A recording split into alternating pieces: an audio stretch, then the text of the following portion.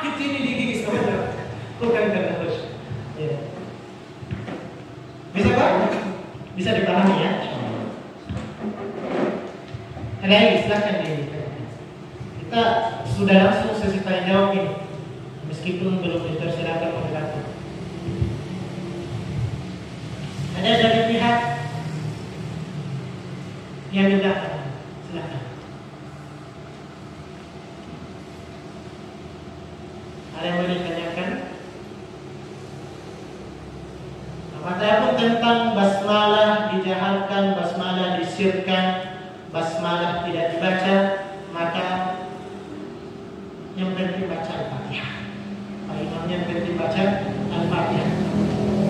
Dan kita jangan ego karena kita ini makmum jaharkan basmalah, Pak Imamnya tidak baca, tidak dijaharkan, tidak dibesarkan, akhirnya kita mogok salat. Akhirnya mogok salat di situ. Tidak besar bismillahnya. Tidak tahu kapan baca bismillah.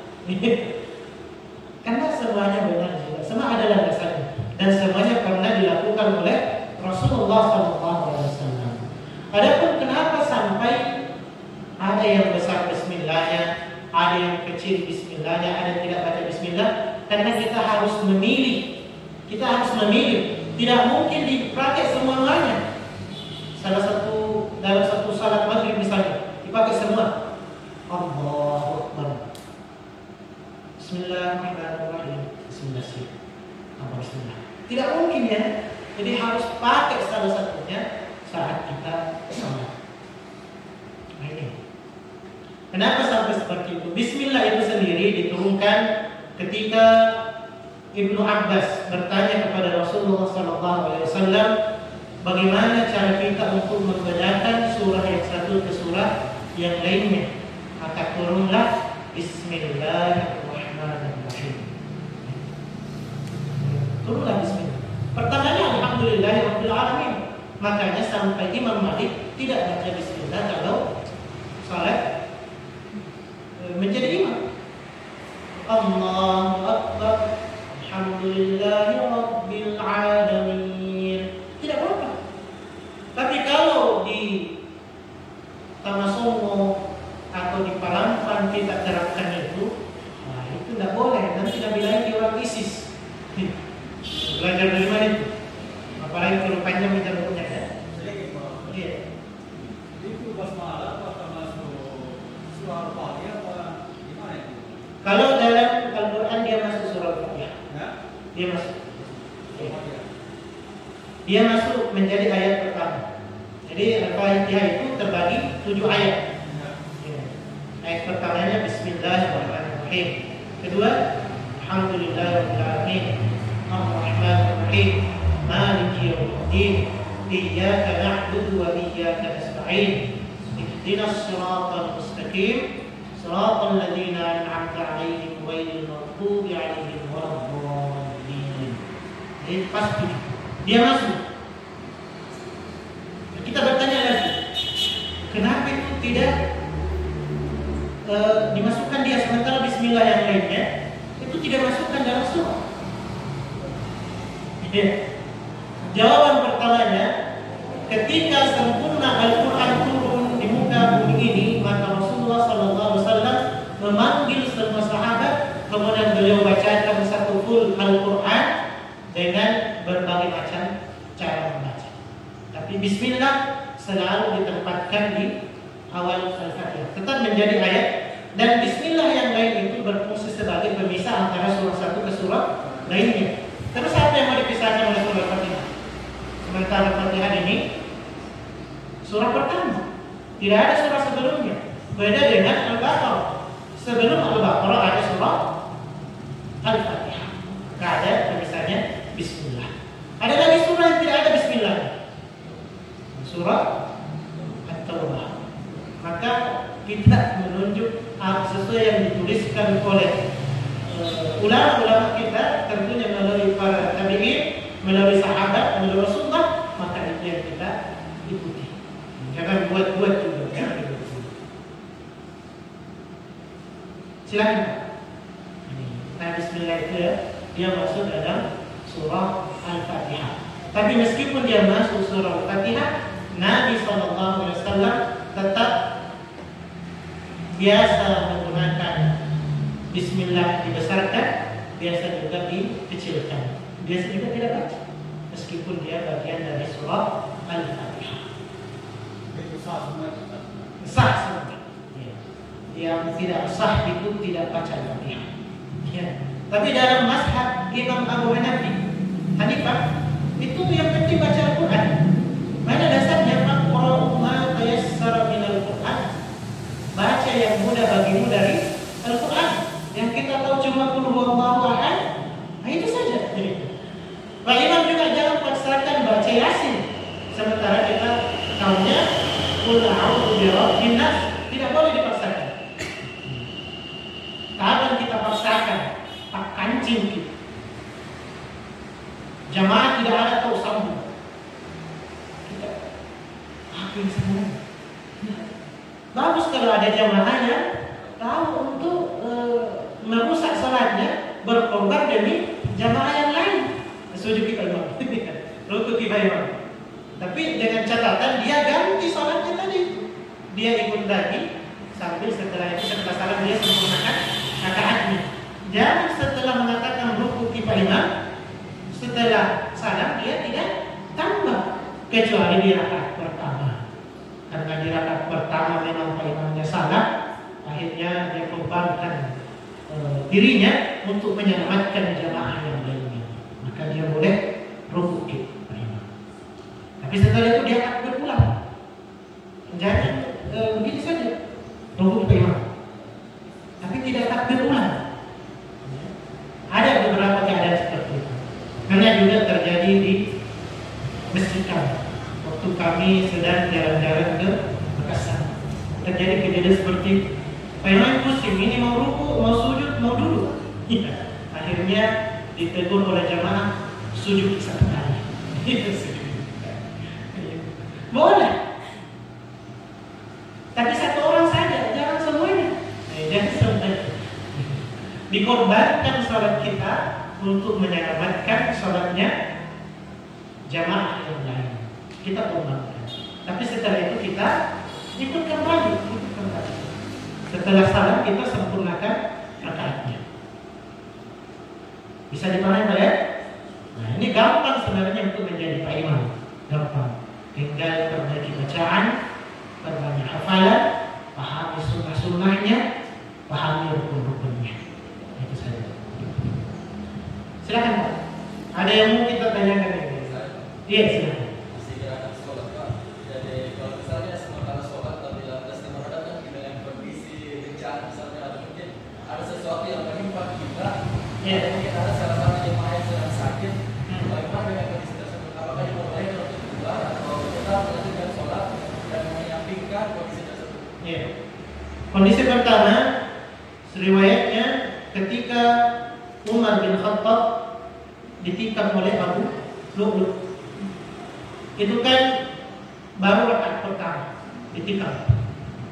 Sampai 3 kali di tangan.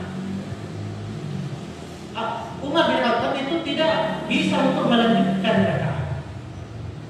Tapi sahabat paham. Maka yang berganti, yang maju ke depan itu adalah Abdurrahman bin Auf untuk meneruskan, menyempurnakan salat. Kondisi kedua, tidak ada yang tahu bagaimana cara melanjutkan. Maka lebih bagus kita batalkan semua, selesaikan itu bencana, baru kita sholat ulang. Karena kita tidak tahu ini, jamaah tidak ada yang tahu juga. Ada yang tahu tapi ragu-ragu. Iya. Maka lebih baik seperti itu. Kita selesaikan dulu bencana, baru lanjut sholat. Nah, kondisi dulu itu lucu ya, yang kita lihat di YouTube. Banyak jamaah lagi. Gempa terjadi ya. Nah, imamnya itu semakin bagus. Dia bagus dia. Allahu la ilaha illa huwal hayyul qayyum. Dibaca terus itu sampai berulang-ulang. Maka itu juga tuh. Selesaikan. Ya. Tapi ada pun yang lagi setelah aman itu enggak apa-apa. Tapi Pak Imam ini bagaimana? Karena dia harus menyelesaikan. maka selesaikan Pak Imam. Ya, selesaikan. Karena kacau itu, nanti kita akan jadi bahan pembicaraan juga. Pak Imam ini lari waktu Pak Imamnya lari. Jadi tetap diselesaikan. Bisa ya? Kalau kondisi keduanya tadi selesaikan masalah, lalu lanjut sholat. Ada lagi? Satu lagi, Pak. Iya. Misalnya seorang imam ada keluar salah satu artinya apa sakit keluar salah satu Quran misalnya masuk dan tinggalkan kepasarannya, apakah mampu bisa menggantikan bagaimana? Kalau Pak Imamnya paham, maka boleh dua keadaan. Boleh mengatakan kasih isyarat saja bahwa keluar, Pak makmumnya tunggu, Pak Imamnya datang. Boleh juga Pak Imamnya menyuruh untuk mengganti saja. Tergantung yang mana kita sepakati. Bisa. Nah daripada karena susah juga keluar Pak Imam, tidak ada pintu belakang. Jadi tetap silakan maju makmumnya untuk. Bagaimana Pak Imam ini yang tidak mengaku? Ayo Pak Imam tidak mengaku. Ya keluar tapi amat jangan sedikit. Amat sedikit. Padahal tidak hanya dibunyi, cuma angin keluar. Maka harus Pak Imam itu legowo. Mengaku. Ini kita tadi katakan Pak Imam itu harus bijaksana, harus mengaku. Dan Pak Imam itu harus hindari kondisi-kondisi yang bisa membuat hal seperti itu. Bagaimana misalnya banyak undangan, akhirnya dia makan, sudah makan di sini, undangan sini lagi, makan lagi. Akhirnya setelah sholat dia tidak tahan.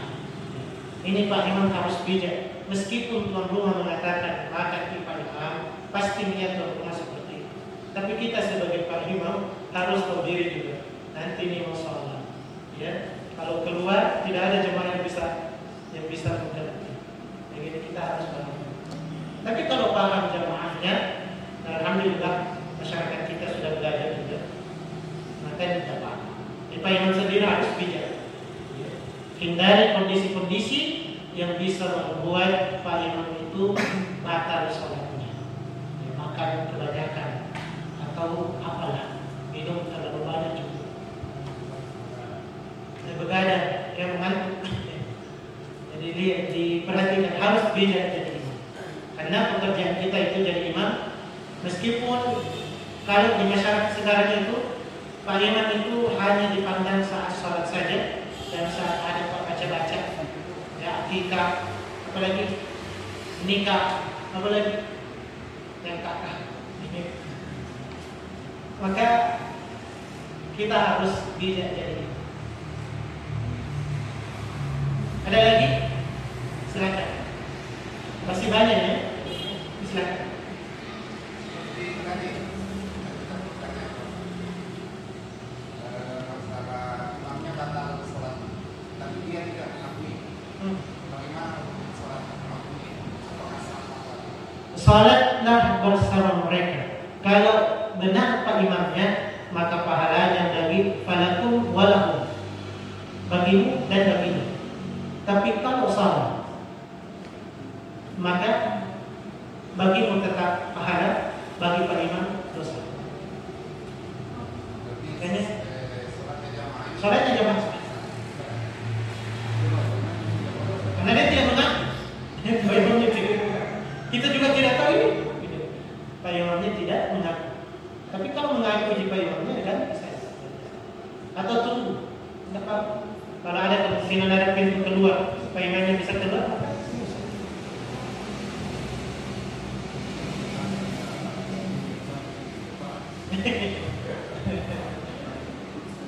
ya ada lagi? Sampai jam berapa? Sampai maghrib, Masya Allah. Ya. Kita katanya sampai maghrib, berarti siap-siap sholat maghrib di sini. Ada dari pihak perempuan? Silakan.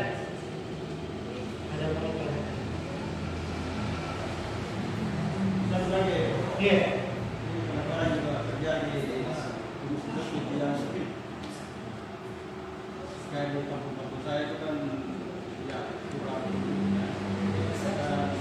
Saya itu sholat sendiri itu biasa. Iya. Nah biasa saya setelah takbir kan niatnya itu kalau jadi imam kan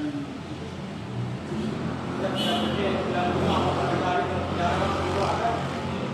Tapi tiba-tiba ada bacaan Quran. Tiba-tiba ada masuk di jemaah. Iya. Itu orang misalnya. Iya. Jadi bukan misalnya bagaimana itu maksudnya? Niat itu sendiri letaknya dalam hati. Pada saat kita berangkat ke masjid itu memang kita niatnya sholat berjamaah. Kalaupun tidak ada datang jamaah, maka ketahuilah bahwa malaikat itu setiap waktu sholat maka dia ikut berjamaah bersama kita. Ikut bersama kita. Tiba-tiba datang makmum satu orang. Apakah kita ganti niat kita? Atau takbir ulang? Tidak usah, lanjutkan saja dengan sendirinya itu. Allah itu Maha tahu apa yang ada dalam hatimu. Tidak. Wallahu a'lamu bidzatis sudur. Maha tahu apa yang ada dalam dada kita, apa yang kita tersembunyi. Jadi Allah tahu niat kita. Niat kita tadi sudah niat berjamaah. Tapi karena tidak ada jamaah datang, kita taunya azan, kita iqamah, kita imam, kita makmum. Maka Allah boleh buat, ya. Dan ini luar biasanya. Meskipun kita sudah prediksi, tidak akan datang orang berjamaah itu, atau karena hujan, atau di tempat itu memang orang tidak berjamaah, maka kita tetap datang saja ke masjid dan tetap dihitung sebagai pahala berjamaah. Karena kita sudah niatkan. Di samping kita dapatkan lagi wa kathrul mutaa minhu wa kathrul mutaa ila masjid. Kita dapatkan pahala memperbanyak langkah menuju masjid. Satu langkah kaki kanan mengangkat derajat, satu langkah kaki kiri menghapus dosa. Tetap mendapatkan pahala berjamaah meskipun kita sholat sendiri, tapi kita laksanakan masjid dan itu di awal waktu. Jangan juga datang ke masjid niat berjamaah sholat umum tapi datang jam 2. Nah, itu tidak pasti, itu pasti bukan sholat berjamaah. Ya. Tetap dilakukan di awal waktu. Ada lagi? Silakan Bapak sekalian.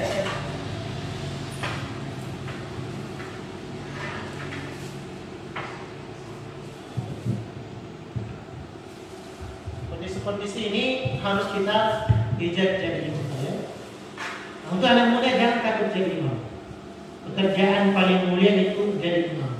Saya sendiri kalau setiap pengisian biodata itu tidak pernah tulis wira swasta, meskipun pada dasarnya wira swasta, tapi tulis itu imam masjid. Itu luar biasa. Kapan jadi Pak Imam masjid? Itu nanti kalau mau melamar dimudahkan. Imam masjid ini. Sekarang itu harus ada sertifikat layak nikah kalau mau menikah. Tapi kalau sudah tertera di situ biodata imam masjid, insya Allah cepat lancar itu sertifikat layak nikah. Jadi jangan ragu-ragu untuk sampaikan di situ di biodatanya imam masjid. Dan kita biasanya malas seperti itu. Padahal pekerjaan paling mulia adalah pekerjaannya Rasulullah, dan Rasulullah itu adalah imam kita.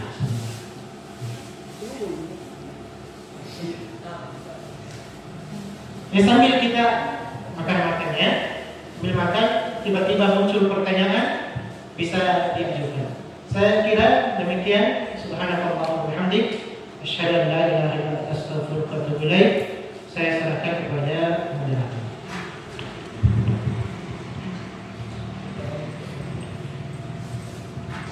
Ya, baik, itulah dari sedikit atau banyaknya yang sempat disampaikan oleh Bapak narasumber. Sedikit sebenarnya saya kembali menyimpulkan apa yang beberapa hal yang paling penting pada pembahasan tadi, bahwasanya ya mungkin yang paling dasar sebenarnya itu yang bisa jadi imam adalah pertama pasti laki-laki, dan kemudian perhitungan kedua yang paling banyak hafalannya seperti itu. Dan yang paling terakhir ketika misalnya ada orang yang sama-sama banyak hafalannya dan sama-sama mengerti sunnah, berarti dilihat yang paling tua adalah umurnya. Ya, jadi kira-kira seperti itu. Dan mungkin yang paling ditekankan persoalan kalau biasa di kampung-kampung atau di desa-desa itu adalah persoalan yang paling banyak terjadi adalah persoalan bacaan. Karena bagi saya mungkin ketika merubah bacaan tersebut berarti kita juga merubah artinya. Nah, mungkin itu yang hal yang paling terpenting dari persoalan menjadi imam masjid. Ya, jadi kalau tidak ada lagi pertanyaan dari bapak-bapak sekalian, ataukah mungkin bahkan mau dicontohkan dulu bacaannya sama bapak narasumber, bisa juga?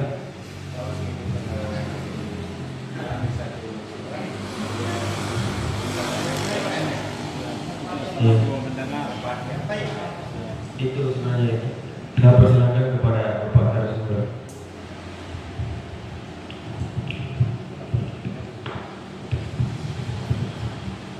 Bismillah, alhamdulillah, salatu wassalamu ala rasulillah ba'd. Jadi bapak-bapak yang kita bacakan Al-Fatihah atau pilih surah lainnya? Surah lain ya? Apa Al-Fatihah dulu? Setelah itu surah lainnya. Al-Fatihah saja ya. Kita ambil versi yang dibesarkan atau dijahatkan. Bismillah.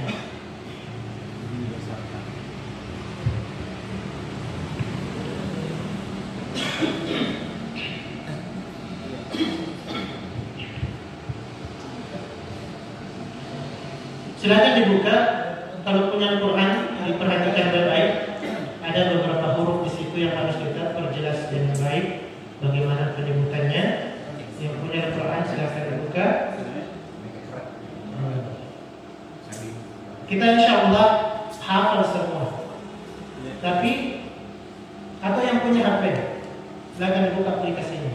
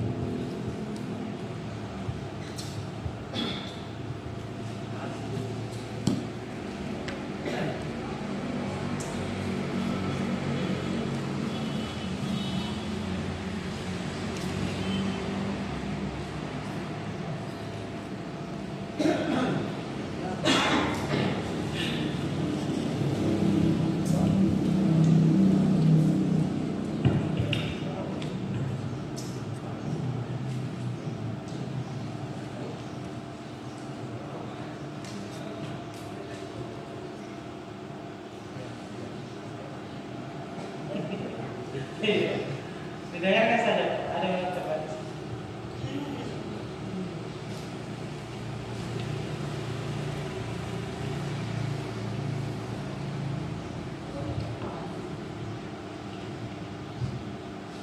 Diperhatikan Pak ya, kita sama-sama lihat. Nah, itu juga. Masya Allah.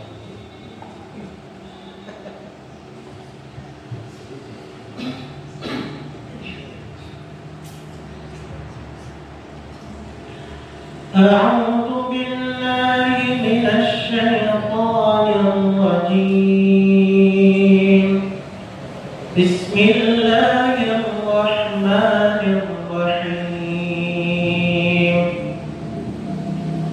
الحمد لله رب العالمين. الرحمن الرحيم.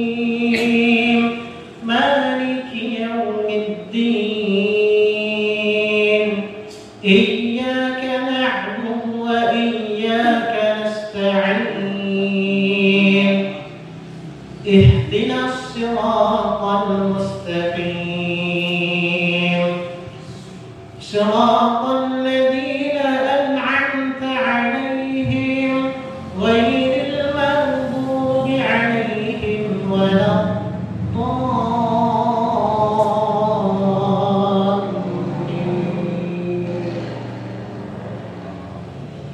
Sekitar seperti itu. Dan ini juga yang biasa kita sambung lagi. Pak Imam itu kadang biasa lupa baca amin. Ya. Ini yang biasa dilupa Pak Imam. Pak Imam itu kalau salat yang dijaharkan maka dia ikut baca amin.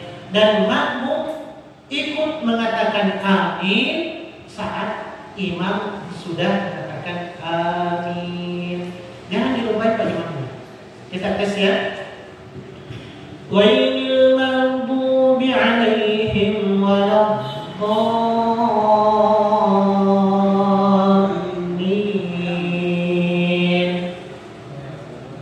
Salah ya. Ghairil maghdubi 'alaihim waladdallin.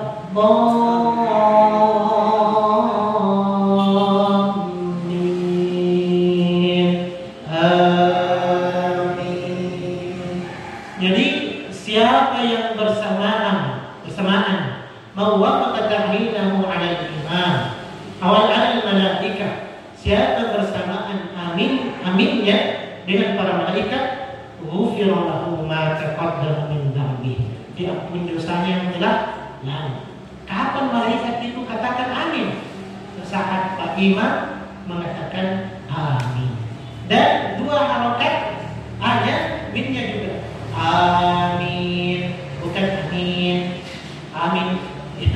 Amin. Ya, sama-sama dua ketukan itu. Jadi ini harus dipahami oleh setiap imam. Makmum juga harus paham. Yang kita bahas lagi. Makmum itu harus bijaksana. Pak Imam itu sudah baca ayat 1 sampai ayat 7. Kadang kosong. Ya kos-kosan. Paling kalau sudah tua gitu. Waladdallin. Amin. Jangan dilombai. Jangan dilombai Pak Imam.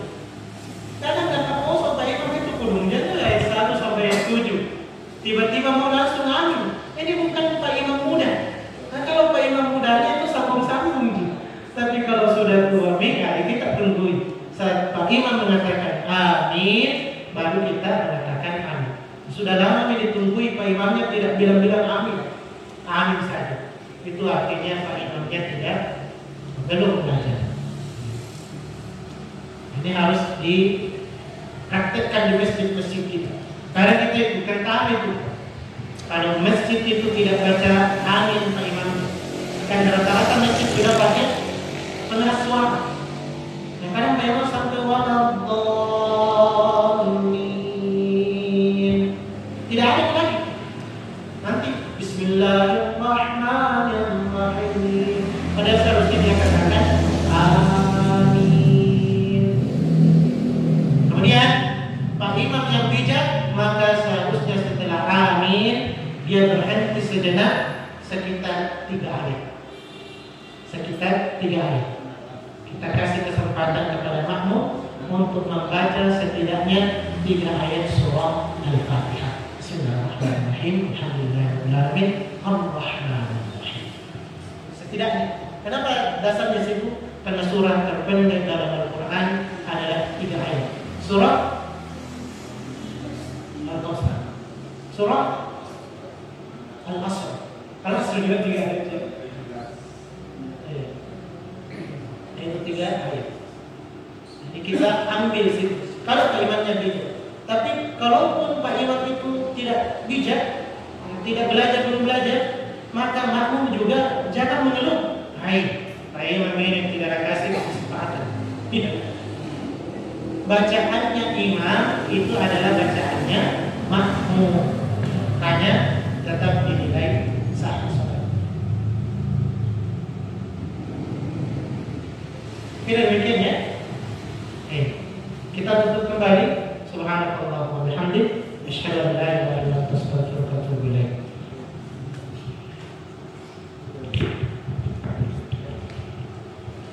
Baik, mungkin itulah tadi pemaparan dari Bapak narasumber, dan saya pikir itu sudah sedikit atau banyaknya menjadi bekal untuk kita aplikasikan di masyarakat.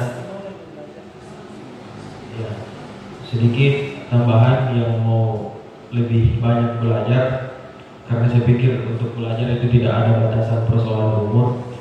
Yang mau belajar ya silakan bapak-bapak atau teman-teman sekalian ke Masjid Arafah. Insya Allah nanti ada semacam list privat ke sana dari beliau. Mungkin itulah yang sempat kami sampaikan, lebih dan kurangnya mohon dimaafkan. Billahi taufiq wassalam. Assalamualaikum warahmatullahi wabarakatuh.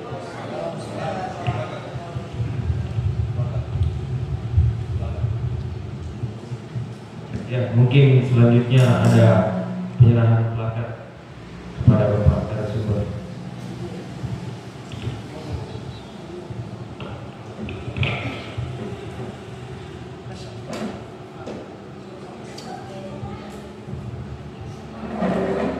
Sama-sama hijau ini. Kan ya dia mahasiswa.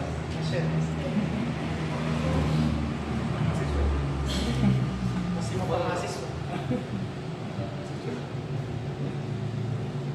Atau pernah jadi mahasiswa.